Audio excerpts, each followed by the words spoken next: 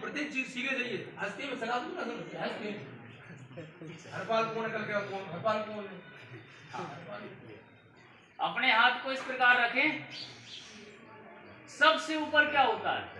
आकाश। आकाश से भी ऊपर क्या है? जब हम दोपहर के समय देखते हैं तो क्या दिखाई देता है? सूर्य। हमने विज्ञान में पढ़ा है सूर्य हमारी धरती से लाखों गुना बड़ा है। अब सूर्य में क्या भरा है? अग्नि या पानी? तो हमारे अंगूठे में होता है अग्नि तत्व। ये बहुत महत्वपूर्ण और ऋषि मुनियों का ज्ञान, इसको ध्यान से सुनना है और समझना है। अंगूठे में कौन सा तत्व है? अग्नि। इसलिए हम हर व्यक्ति को लाइक क्यों करते हैं सर? लाइक मतलब अग्नि की तरह आकाश आगे बढ़ो, अग्नि ऊपर उठता है मतलब सफलता प्राप्त करो, इसलिए ऐसा करते हैं। तो इसमें अग्नि तत्व। सबसे नीचे क्या है? धरती। धरती से नीचे पानी, जल। छोटी उंगली में जल। इसलिए तो आप सब बच्चे विद्यालय में ऐसा करते हैं, तो इसका मतलब क्या होता है? तो ये इसमें जल भरा, इसलिए तो ये उंगली बताती है। इसको क्यों नहीं बताया? तो ये बहुत बड़ा विज्ञान है। तो इसमें जल तत्व। जल से ऊपर क्या है? पृथ्वी, धरती। इस उंगली में धरती तक सीधा सा हिसाब। इसमें क्या है? पृथ्वी, धरती। धरती से ऊपर आकाश। आकाश देखो ऊंचा दिख रहा है आकाश। तो ये सब आकाश, इसमें सबसे बड़ी उंगली इसमें आकाश तक। और ये क्या है? वायु। अग्नि, वायु, आकाश, पृथ्वी, जल। ये 5 तत्वों से मिलकर भगवान ने हमारा शरीर बनाया। और ये संसार किससे मिलकर बना है? जहाँ तक हमारी दृष्टि जाती है, किससे बना है? ये भी 5 तत्वों से बना है। सूरज, चांद, सितारे अग्नि तत्व से बने हैं। ये धरती, धरती से बनी है। चारों तरफ हवा है, वायु और आकाश हमको दिखाई दे रहा है। अग्नि, वायु, आकाश, पृथ्वी और जल, चारों तरफ जल है। हम कहते हैं 1/3 भाग जल। तो 5 तत्व सबको समझ में आ गए? मैं किसी से भी पूछ सकता हूँ, ठीक है, खड़ा करके। तो एक बार फिर से रिपीट कर लेते हैं। इसमें क्या है?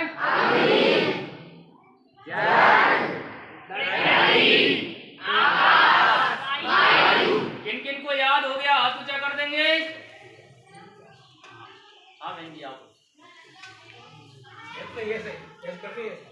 अग्नि, हाँ, जल, पृथ्वी, आकाश, वायु। वेरी जोरदार। तालियां भी उन्हीं के लिए बजती हैं जिनके अंदर योग्यता होती है, टैलेंट होता है, प्रतिभा होती है। तो हमेशा ऐसा काम करें कि पूरा जमाना आपके लिए तालियां बजाए। तो 5 तत्व। अब अगला प्रश्न। हमारे शरीर में 5 कर्मेंद्री और 5 ज्ञान इंद्रियां होती हैं। सबके शरीर में। कोई बाहर की चीज नहीं पूछ रहा है, जो 24 घंटे हमारे शरीर में है उसकी जानकारी हमें दे। तो 5 कर्मेंद्री और 5 ज्ञान इंद्रियां होती हैं। आप में से ऐसे कितने बच्चे हैं जिनको 5 ज्ञान इंद्रियों की जानकारी है? हाथ ऊंचा कर देंगे।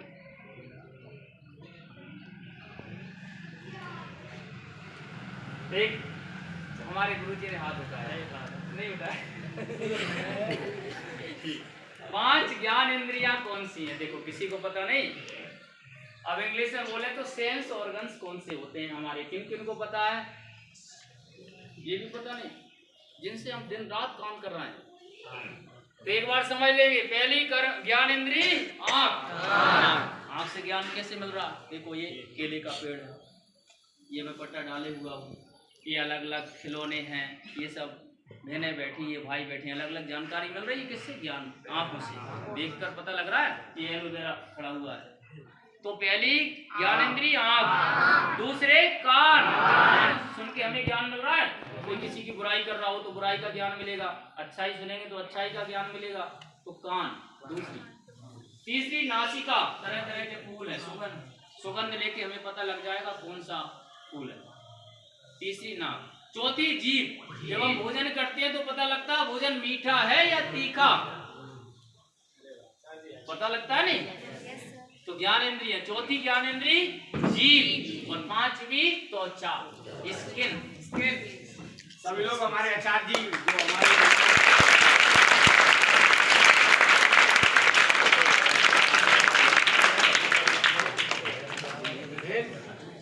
तो 5वीं ज्ञानेंद्रिय ये